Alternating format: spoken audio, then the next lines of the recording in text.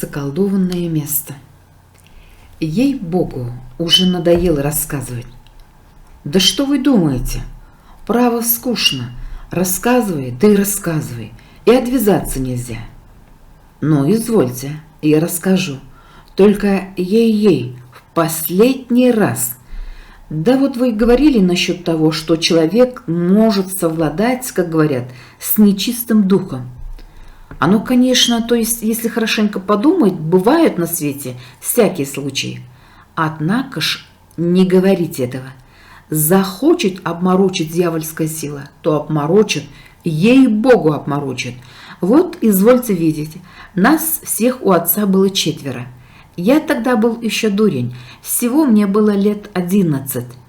Так нет же, не 11, я помню, как теперь, когда раз побежал было на четвереньках и стал лаять по собачьи. Батька закричал на меня, покачав головою: «Эй, Фома, Фома, тебя женить пора, а ты дуреешь, как молодой лошак». Дед был еще тогда жив, и на ноги, пусть ему легко и кнется на том свете, довольно крепок. Бывало, вздумает.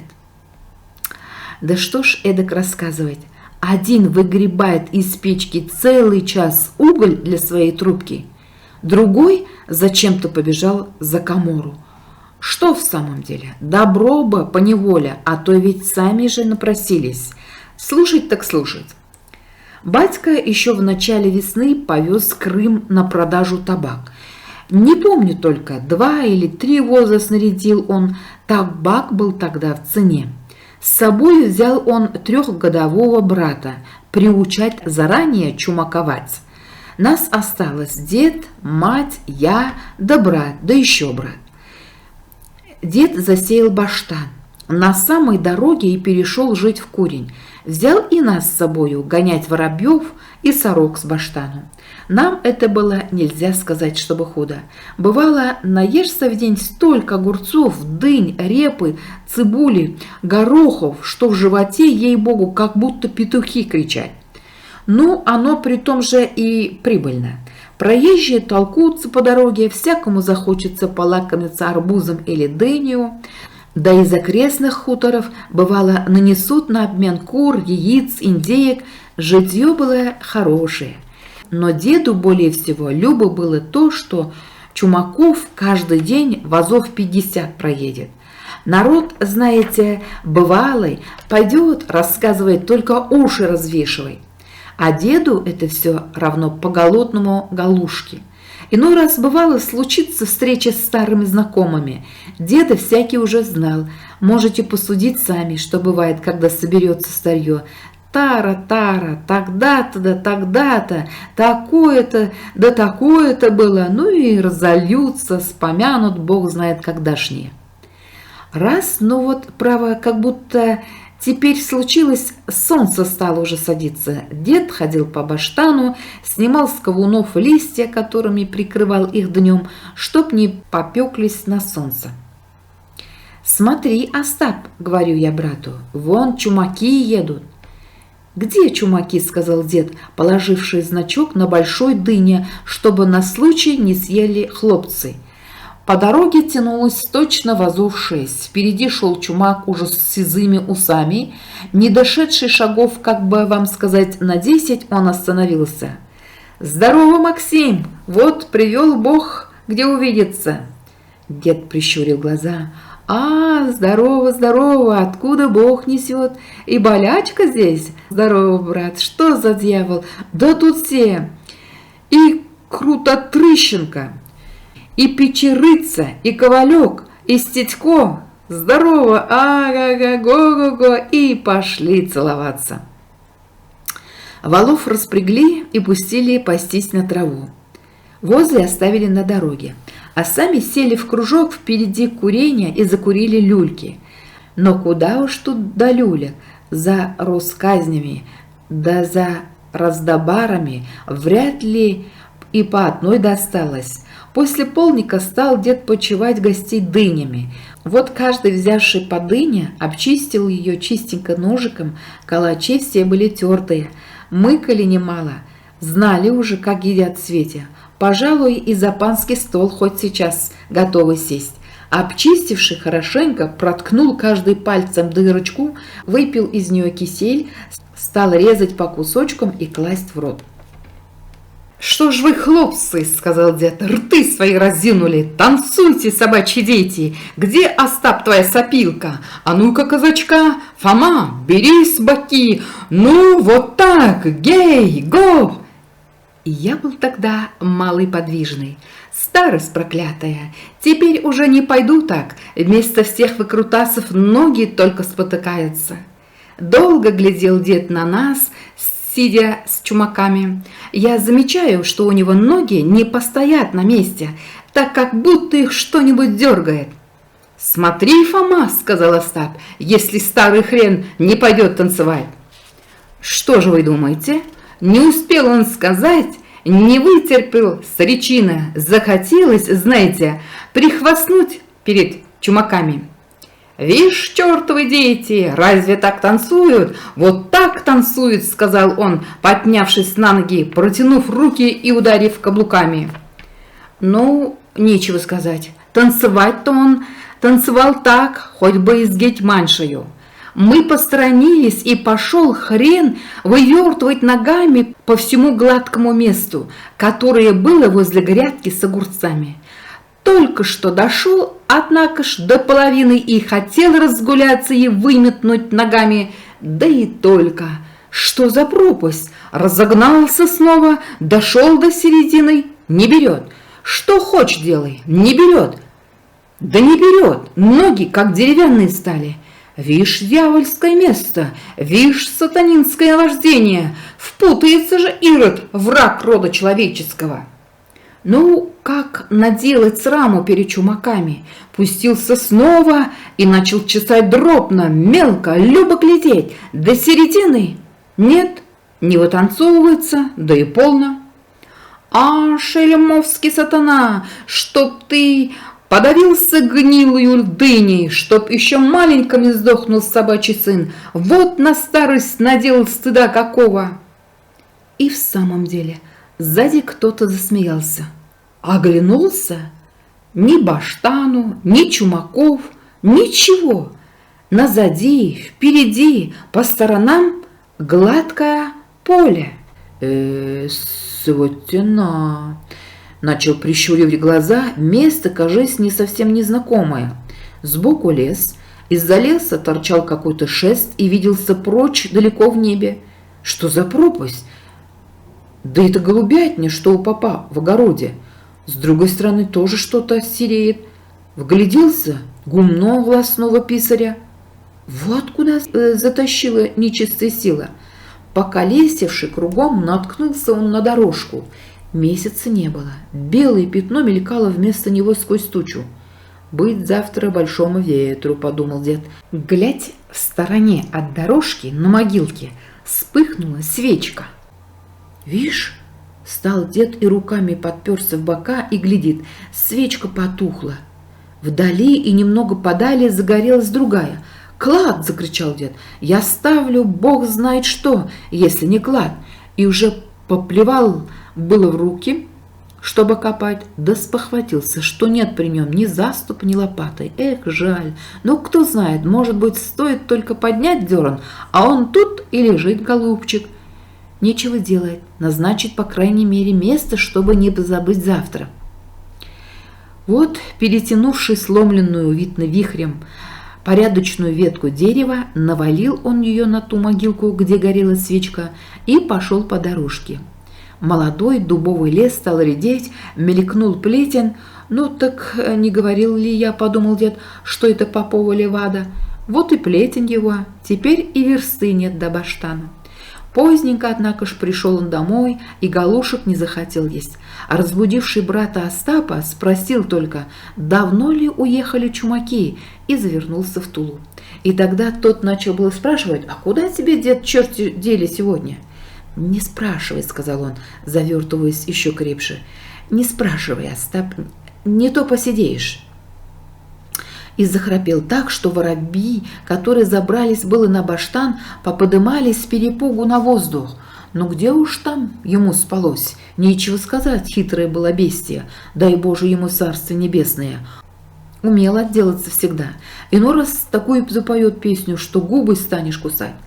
На другой день, чуть только стало смеркаться в поле, дед надел свитку, подпоясался, взял под мышку заступи лопату, надел на голову шапку, выпил кухоль, сировцу, утер губы полую и пошел прямо к попову огороду. Вот минул и плетень, и низенький дубовый лес, промеж деревьев вьется дорожка и уходит в поле. Кажись, та самая. Вышел и на поле, место точь-точь вчерашнее. Вон и голубятня торчит, но гумна не видно. Нет, это не то место. То стало быть подалее. Нужно, видно, поворотить гумну. Поворотил назад, стал идти другую дорогу. Гумно видно, а голубятни нет. Опять поворотил ближе к голубятне. Гумно спряталось. В поле, как нарочно, стал накрапывать дождик. Побежал снова к гумну, голубятня пропала. Голубятня, гумно пропала. А чтоб ты, проклятый сатана, не дождал детей своих видеть. А дождь спустился, как будто из ведра. Вот, скинувший новые сапоги и обернувший в хустку, чтобы не покоробились от дождя, задал он такого бегуну, как будто панский иноходец. Влез корень, промокший насквозь, накрылся тулупом, принялся ворчать что-то сквозь зубы и приголубливать черта такими словами, каких я еще отроду не слыхивал. Признаюсь, я бы верно покраснел, если бы случилось это среди дня. На другой день проснулся, смотрю, уже дед ходит по баштану, как ни в чем не бывало, и прикрывает лопухом арбузы. За обедом опять старичина разговорился, стал пугать меньшего брата, что он обменяет его на кур вместо арбуза, а пообедавший сделал сам из дерева пищик и начал на нем играть. И дал нам забавляться дыню, свернувшуюся в 3 погибели, словно змею, которую назвал он турецкою. Теперь таких дынь я нигде не видывал. Правда, семена ему что-то издалека достались. Вечеру, уже повечерявший, дед пошел заступом прокопать новую грядку для поздних тыкв. Стал проходить мимо того заколдованное места, не вытерпел, чтобы не поворчать сквозь зубы. Проклятое место! Взошел на середину, где не вытанцовывалось позавчера, и ударилось в сердцах заступом. Глядь, вокруг него опять то же самое поле. С одной стороны торчит голубятня, а с другой гумно. Ну хорошо, что догадался взять с собой заступ. Вон и дорожка, вон и могилка стоит, вон и ветка навалена, вон горит и свечка, как бы только не ошибиться. Потихоньку побежал он, поднявшись заступ вверх, и как будто бы хотел им попочевать кабана, затесавшегося на баштан, и остановился перед могилкою. Свечка погасла. На могиле лежал камень, заросший травою. Этот камень нужно поднять, подумал дед, и начал обкапывать его со всех сторон. Велик проклятый камень. Вот, однако ж, упершись крепко ногами в землю, пихнул он его с могилы. Гу, пошло по долине. Туда тебе и дорога, теперь живее пойдет дело.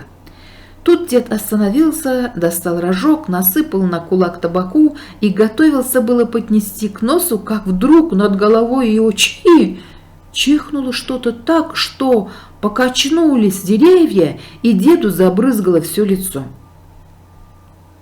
«Отвратился хоть бы в сторону, когда хочешь чихнуть», — проговорил дед, протирая глаза. Осмотрелся — никого нет. «Нет, не любит, видно, черт табаку», — продолжал он, кладя рожок в пазуху и принимаясь за заступ. Дурень же он, а такого табаку ни деду, ни отцу его не доводилось нюхать. Стал копать, земля мягкая, заступ так и уходит. Вот что-то звукнуло. Выкидавший землю, увидел он котел. «А, голубчик, вот где ты!» — вскрикнул дед, подсовывая под него заступ. «А, голубчик, вот где ты!» — запищал птичий нос, клюнувший котел. Посторонился дед и выпустил заступ. «А, голубчик, вот где ты!» — заблеяла баранья голова с верхушки дерева. «А, голубчик, вот где ты!» — заревел медведь, высунувший из-за дерева свое рыло. Дрожь проняла деда. «Да тут страшное слово сказать», – проворчал он про себя. «Тут страшно слово сказать», – пискнул птичий нос. «Страшно слово сказать», – заблияла баранья голова. «Слово сказать», – ревнул медведь. «М-м-м», – сказал дед и сам перепугался. «М-м-м», – пропищал нос. «М-м-м», – проблеял баран. «Гум», – заревел медведь.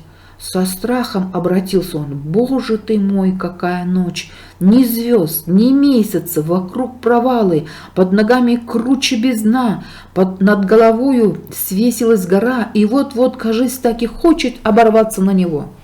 И чудится деду, что из-за нее мигает какая-то харя. Нос, как мех в кузнице, ноздри, хоть по ведру воды влей в каждую, губы, ей-богу, как две колоды, красные очи выкатились наверх, и еще и язык высунула и дразнит. «Черт с тобою», — сказал дед, бросив котел, — «на тебе и клад твой, и какая мерзостная рожа!» И уже ударился было бежать, да огляделся и стал, увидевши, что все было по-прежнему. Это только пугает нечистые силы. Принялся снова за котел. Нет, тяжел. Что делать? Тут же не оставить. Вот, собравшись силой, ухватился он за него руками. Ну, разом, еще и еще. И вытащил. Ух, теперь понюхать табаку.